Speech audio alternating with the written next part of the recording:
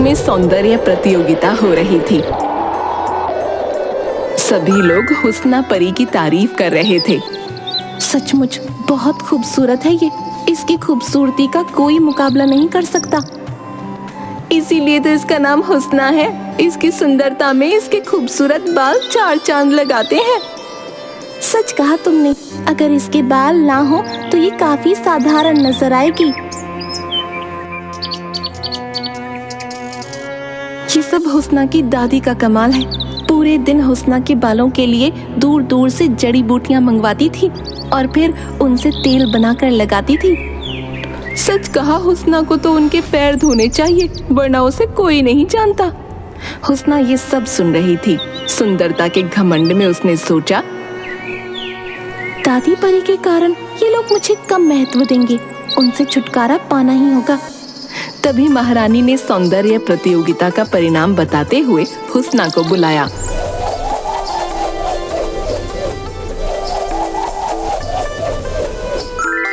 हुस्ना, तुम्हें परीलोक की सबसे सुंदर परी होने का खिताब दिया जाता है। आज से तुम्हें मल्लिका के नाम से बुलाया जाएगा और तुमको मेरी खास परी नियुक्त किया जाता है। धन्यवाद महारानी, आपने मुझे तरह तरह की खूबसूरत पोशाकें और हीरे जवाहरात से भर दिया है। मैं हमेशा आपकी वफादार रहूंगी। जब वापस वो अपने घर पहुंचती है तो उसकी बूढ़ी परी दादी उसकी नजर उतारती हैं। मैं परीलोक की सबसे सुंदर परी हूँ। इस बूढ़ी परी को मेरे सामने से हटाओ। इसे देखकर मुझे बदसूरती का अनुभव होता है। और याद रखना, आज के बाद तुम सब मेरे पैरों की तरफ देखकर मुझसे बात करोगे। लेकिन ऐसा क्यों? ये आपकी दादी है। दादी, ये सिर्फ एक बूढ़ी परी है। तुम सब साधारण हो। मेरे सौंदर्य को किसी की नजर नहीं लगनी चाहिए। सभी परियां हुस्ना का घमंड देखकर वहां से चली जाती हैं। हुस्ना, मैंने तुझे पाल पोस कर बड़ा किया है।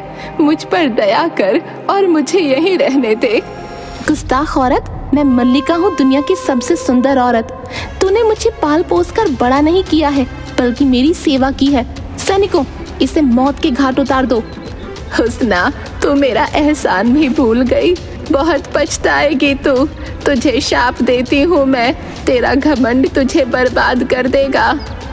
देख क्या रहे हो सैनिकों? इस गुस्ताख को ले जाओ और जंगल में चील कौओं का शिकार बन जाने दो।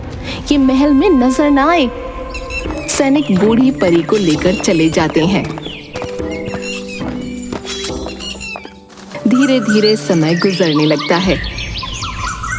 हुस्ना अपने घमंड के कारण किसी की भी मदद नहीं करती और जो परी भी उसे खूबसूरत नजर आती उसके वो बाल कटवा देती और कहती, आज के बाद तुम्हें इसी तरह बिना बालों के अपने मुंह को काला करके रहना होगा, वरना तुम्हें महल में आने की इजाजत नहीं है। 10 साल बीत गए।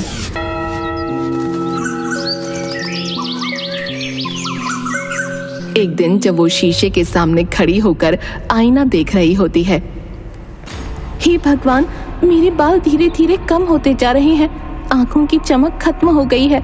अब मुझ में पहले जैसा आकर्षण नहीं रहा। हुस्ना सोचती है, अब मेरी मदद सिर्फ काली परी ही कर सकती है। उसको संदेशा भिजवाना होगा। वो एक कबूतर के पैर में काली परी को बुलाने का संदेशा बांधकर भेज देती है।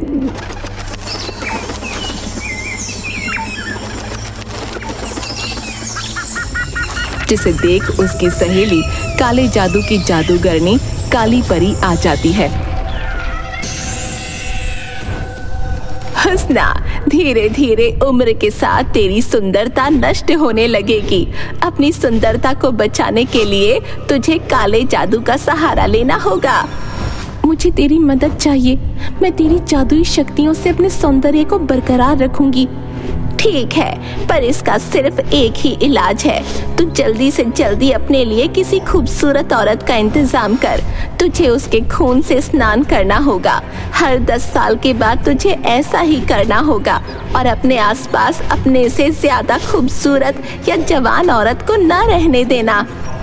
ये तो ठीक है काली, लेकिन ये बताओ, मैं खूबसूरत औरत को ढूंढूंगी कहाँ? इस धरती पर मुझे खूबसूरत औरत भला मिलेगी कहाँ? ये सब मैं नहीं जानती, बस मुझे यही पता है कि तेरी मुसीबत का इलाज किसी सुंदर औरत के रक्त से ही हो सकता है। तभी एक परी सैनिक उसे आकर सूचना देती है। महारानी मल्लिका, परी माँ का आदेश है कि कल उनके जन्मदिन के अवसर पर आपको शाही नृत्य प्रस्तुत करना होगा। कल परीलोक में जलसा है, बड़े बड़े राजा महाराजा वहाँ आ रहे हैं। मैं उन सब के बीच में अपना नृत्य कैसे प्रस्तुत करूंगी? तभी हुस्ना की दासी दौड़ते हुए आती है। मल्लिका महारानी, बगीचे में एक बहुत ही खूबसूरत जख्मी औरत पड़ी है। क्या कहा? खूबसूरत जख्मी औरत? चलो देखती हूँ। हुस्ना मन ही मन सोचती है, चलकर देखती हूँ, शायद ये खूबसूरत औरत भगवान ने मेरे लिए ही भेजी है। काली परी के कहे अनुसार मैं इसके खून से ही स्नान कर सकती हूँ। हुस्ना परी उस खूबसूरत घायल औरत के पास जाती है और देखती है कि वो सचमुच काफी घायल थी। ये इतनी खूबसूरत औरत मेरे महल में कैसे आ गई?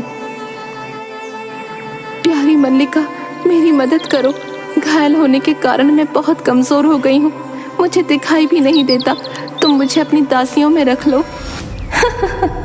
बिल्कुल सही, अब तो यही होगा। काली परी की सलाह के अनुसार मैं इसके खून से स्नान करूंगी। इसे तो भगवान ने बिना ढूंढे ही मेरे लिए भेज दिया। आखिर मेरी खूबसूरती की जरूरत तो भगवान को भी होगी। परी सैनिकों, इसे मेरे महल में ले चलो। उसे हुस्ना अपने महल में कैद कर लेती है और उस औरत को मारकर उसका खून एक बाल्टी में भरकर स्नान कर लेती है। लेकिन उसका खून हुस्ना के शरीर पर पड़ते ही उसका शरीर बदलने लगता है। ये क्या हो रहा है? मेरे हाथ पैर एकदम काले हो गए हैं, मेरी खाल में झुर्रियां पड़ गई हैं, मेरे बाल जमीन पर पड़े हुए हैं। ये तेरे घमंड और कर्मों का फल है।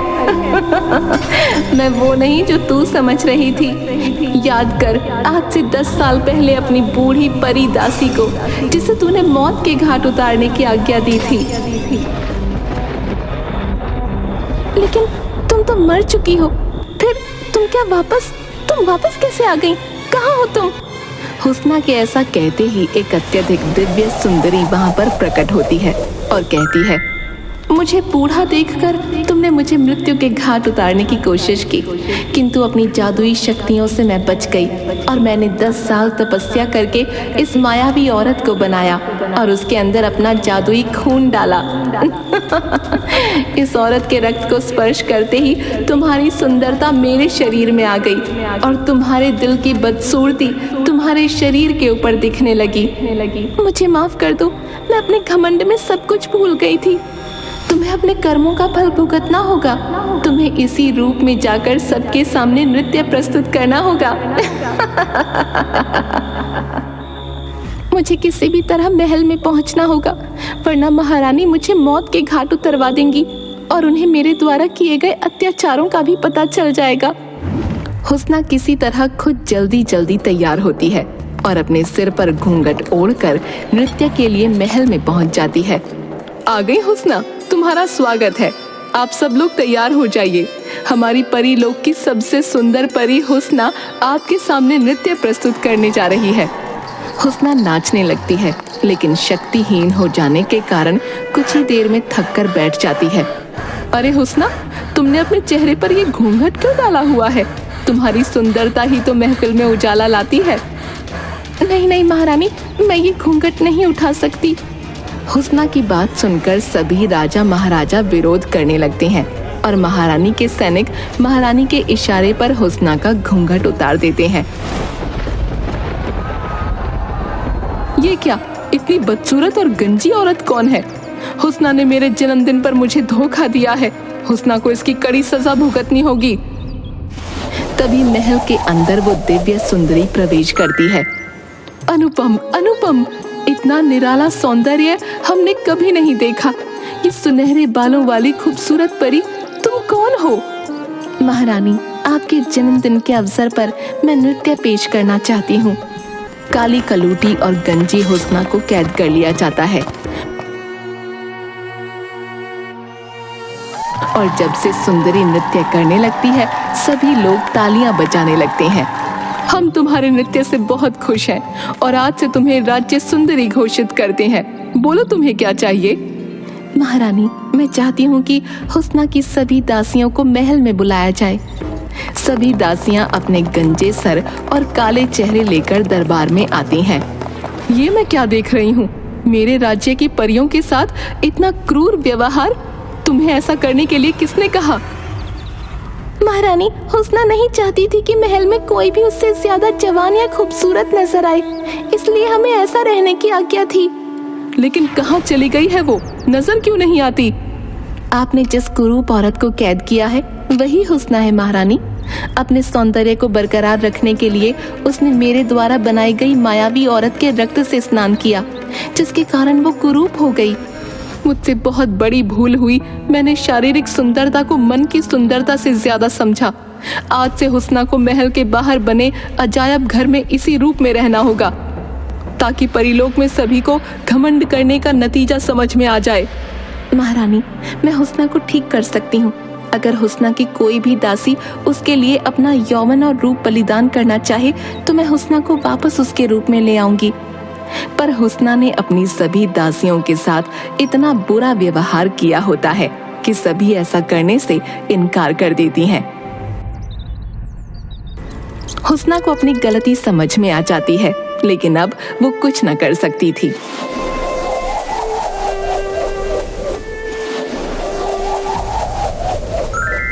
हुस्ना पश्चाताप में रोने लगती है और बोलती है, महारानी, मुझे क्षमा कर दीजिए। मुझसे बहुत बड़ी भूल हो गई।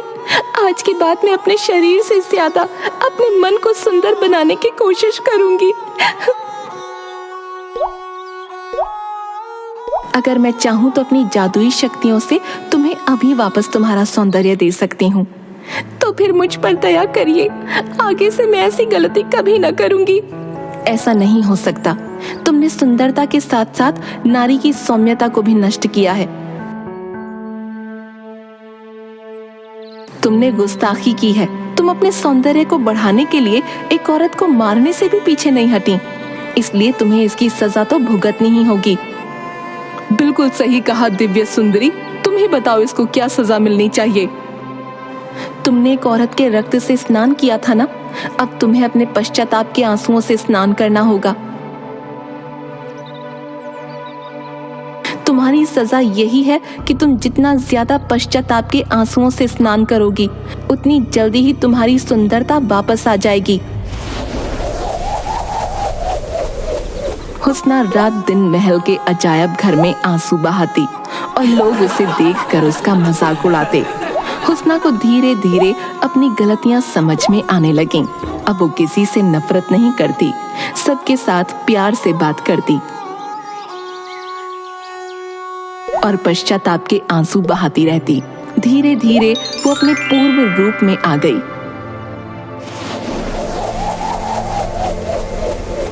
और वहां रानी ने उसे क्षमा कर दिया। इसके बाद उसने कभी घमंड नहीं किया और दिव्य परी ने उसको और भी खूबसूरत बना दिया। सभी परीलोक में खुशी खुशी रहने लगे।